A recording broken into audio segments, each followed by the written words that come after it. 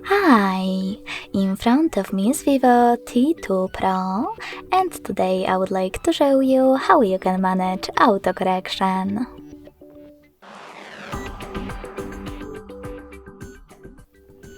Begin by opening your device's keyboard and clicking on gear icon next to clipboard and three dots.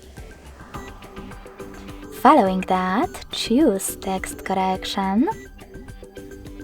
And last but not least, click on the switcher next to autocorrection.